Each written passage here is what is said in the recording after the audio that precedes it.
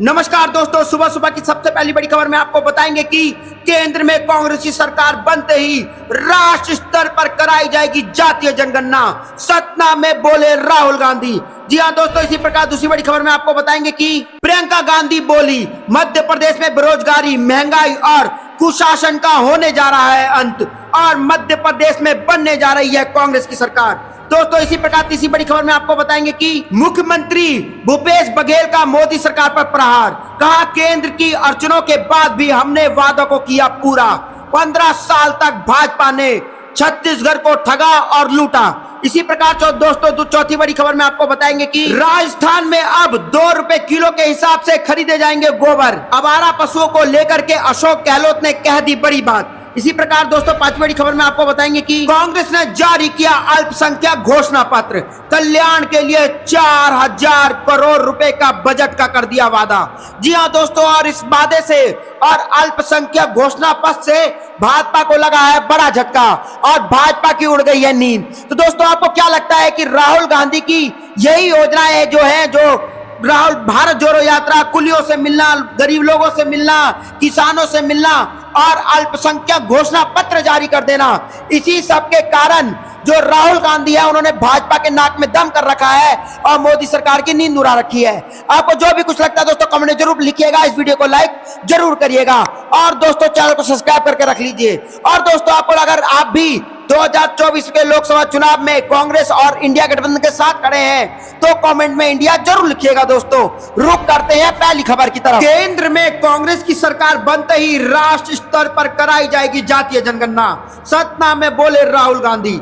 जी हां दोस्तों, आपको पता चले कि कांग्रेस नेता राहुल गांधी ने कहा कि जाति आधारित जनगणना एक क्रांतिकारी कदम है जो लोगों का जीवन बदल देगा और कांग्रेस के सत्ता में आने पर मध्य प्रदेश के साथ साथ राष्ट्रीय स्तर पर भी जातीय जनगणना कराई जाएगी। वह शुक्रवार को मध्य प्रदेश के सतना में एक चुनावी रैली को संबोधित कर रहे थे। मध्य प्रदेश में 17 नवंबर को विधानसभा चुनाव के लिए मतदान होना है। कांग्रेस के पूर्व अध्यक्ष राहुल गांधी ने कहा कि मध्य प्रदेश में कांग्रेस के सत्ता में आने के बाद सबसे पहला काम प्रदेश में अन्य पिछड़ा वर्ग की सही संख्या जानने के लिए जाति आधारित जनगणना कराने का है। उन्होंने कहा कि यह एक एक्सरे की तरह है जो सभी वर्गों की स्थिति सामने लाएगा, जिसके अनुसार उनके कल्याण की नीति बनाई जाएगी। उन्होंने कहा कि दिल्ली में या फिर कहे कि केंद्र में कांग्रेस की सरकार बनते ही नेशनल जातीय जनगणना कराएंगी कांग्रेस सरकार। उन्होंने इस कवायद को लोगों के लिए एक क्रांतिकारी और जीवन बदलने वाला कदम बताया। राहुल गांधी ने आरोप लगाया कि प्रधानमंत्री नरेंद्र मोदी हमेशा कहते थे कि वह ओबीसी हैं, लेकिन कांग्रेस द्वारा देश में जातीय जनगणना कराने का मुद्दा उठाने के तुरंत बाद उन्होंने इस बारे में बात करना ही बंद कर दिया। पूर्व कांग्रेस अध्यक्ष ने कहा कि मध्य प्रदेश में राज को चलाने वाले 53 आईएएस अधिकारियों में से केवल 2 ही ओबीसी हैं। उन्होंने दावा किया कि इसका मतलब यह है कि यदि राज्य का कुल बजट 100 करोड़ रुपए है तो ओबीसी अधिकारियों का नियंत्रण सिर्फ 33 पैसे अथवा 0.030% पर ही है। राहुल गांधी ने कहा कि प्रधानमंत्री कुछ दिन पहले कह रहे थे कि हिंदुस्तान में गरीबी ही एकमात्र जाति है। उन्होंने कहा कि प्रधानमंत्री के दिमाग में जातियां इसलिए गायब है क्योंकि उन्होंने जातीय जनगणना की बात शुरू कर दी है। उन्होंने आरोप लगाया कि प्रधानमंत्री देश को सच्चाई नहीं बताना चाहते, वह किसी भी भाषण में जातीय जनगणना की बात नहीं कर सकते। उनका रिमोट अडानी के हाथ में है। और साथ ही उन्होंने दावा किया कि हिंदुस्तान में कम से कम 50% जनसंख्या ओबीसी वर्ग की है। राहुल गांधी ने यह भी आरोप लगाया कि संबंधी कठिनाई के कारण पिछले 18 वर्षों में मध्य प्रदेश में करीब 18,000 किसानों ने आत्महत्या की है। उन्होंने बेरोजगारी का जिक्र करते हुए कहा कि नोटबंदी और वस्तु एवं सेवा कर जीएसटी ने छोटे और मध्यम व्यवसायों और व्यापारियों पर हमला किया है। राहुल गांधी ने कहा कि इसका परिणाम स्वरूप देश में भारी बेरोजगारी की स्थिति पैदा हो गई है। तो दोस्तों यहाँ पर मध्य प्रदेश में राहुल गांधी ने साफ साफ बोल दिया है कि केंद्र में कांग्रेस की सरकार आते ही और मध्य प्रदेश में कांग्रेस की सरकार बनते ही जातीय जनगणना कराया जाएगा और जिसकी जितने भागीदारी उसको उतनी हिस्सेदारी को लागू किया जाएगा और बेरोजगारी और महंगाई को खत्म किया जाएगा। आपको क्या कुछ लगता है दोस्तों, कमेंट में जरूर बताइएगा। इस वीडियो को लाइक जरूर करिएगा। रुक करते हैं अगली खबर की तरफ। प्रियंका गांधी बोली मध्य प्रदेश में बेरोजगारी, महंगाई और कुशासन का अंत होगा, बनने जा रही है कांग्रेस की सरकार।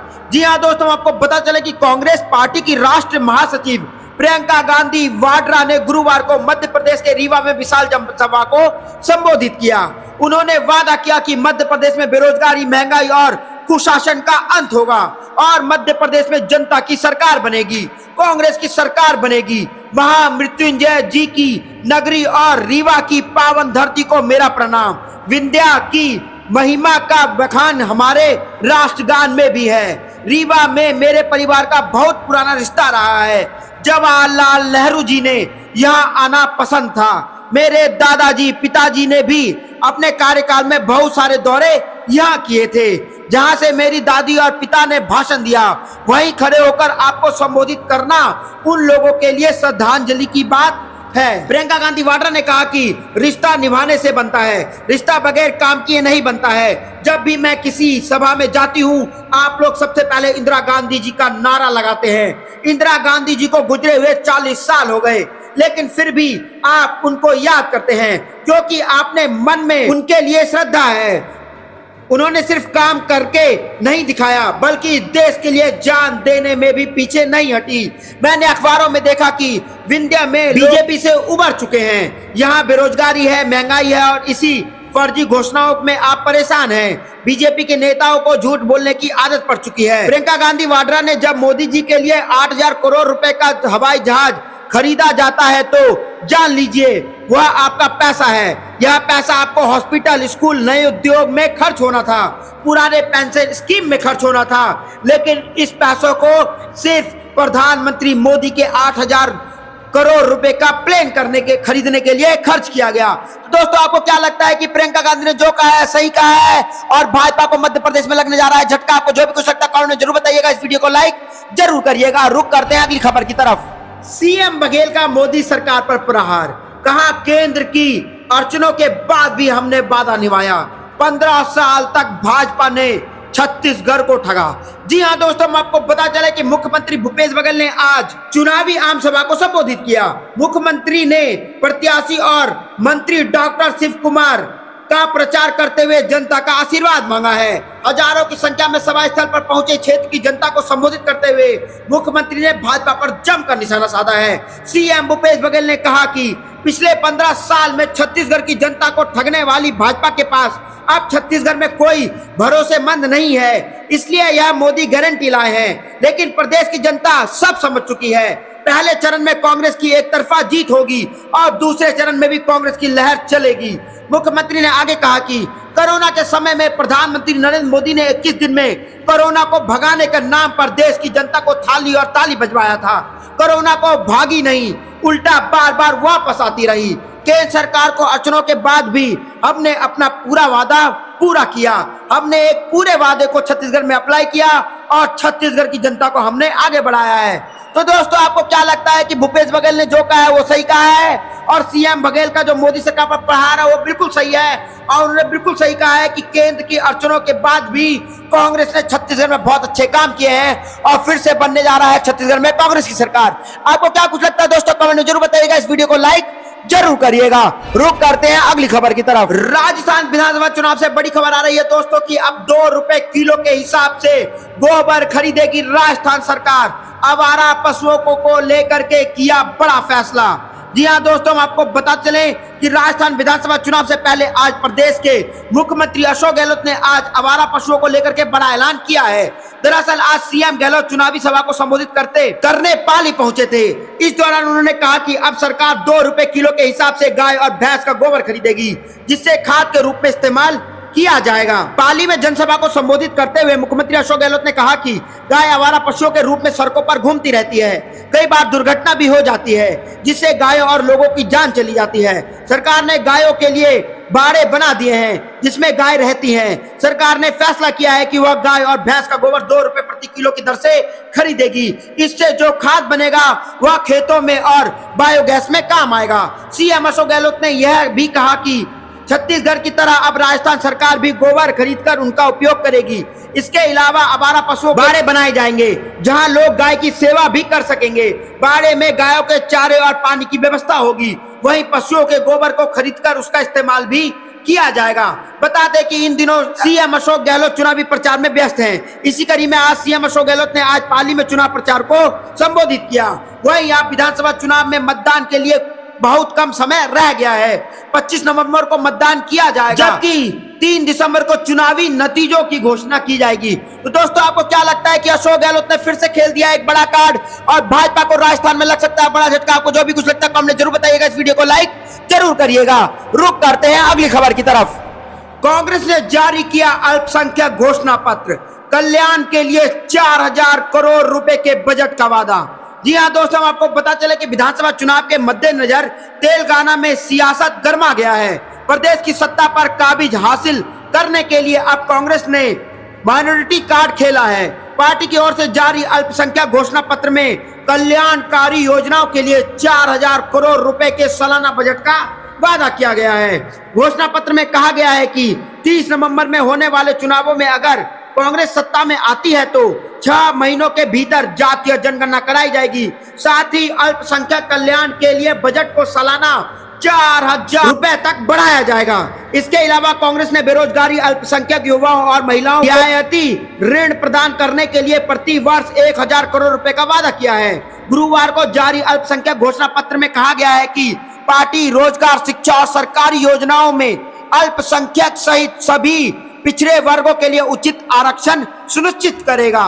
तो दोस्तों, यहाँ पर कांग्रेस ने वादा किया है कि अब्दुल कलाम तोहफा ए तालीम योजना के तहत वह मुसलमान, ईसाई, सिख, अन्य अल्पसंख्यक युवाओं को एमफिल और पीएचडी पूरा करने के 5 लाख रुपए की वित्तीय सहायता प्रदान करेगी। साथ ही इमाम, मुहाजिन, खादिम, पादरी और ग्रंथी सहित सभी धर्मों के पुजारियों के लिए 10,000 से 12,000 रुपए मासिक मानदेय देने की बात कही गई है। तो दोस्तों, यहाँ पर तेलंगाना में कांग्रेस ने जारी कर दिया है अल्पसंख्यक घोषणा पत्र और कल्याण के लिए 4000 करोड़ रुपए का बजट का कर दिया है वादा। आपको क्या कुछ लगता है दोस्तों, कमेंट में जरूर बताइएगा। इस वीडियो को लाइक जरूर करिएगा। रुक करते हैं अगली खबर की तरफ। सीएम हाउस को गंगा जल से धुलवाने वालों की जब्त होगी जमानत। पन्ना में अखिलेश यादव का सीएम योगी पर हमला। जी हाँ दोस्तों, आपको पता चले कि मध्य प्रदेश विधानसभा चुनाव को लेकर के बीजेपी, कांग्रेस की तरह समाजवादी पार्टी का चुनाव प्रचार तेजी के साथ जारी है। पार्टी एक दूसरे पर निशाना साधने का कोई भी मौका नहीं छोड़ना चाहती है। इसी बीच गुरुवार को पन्ना जिले के अजयगढ़ में एक चुनावी सभा में समाजवादी पार्टी के प्रमुख अखिलेश यादव बीजेपी पर जमकर हमला बोला।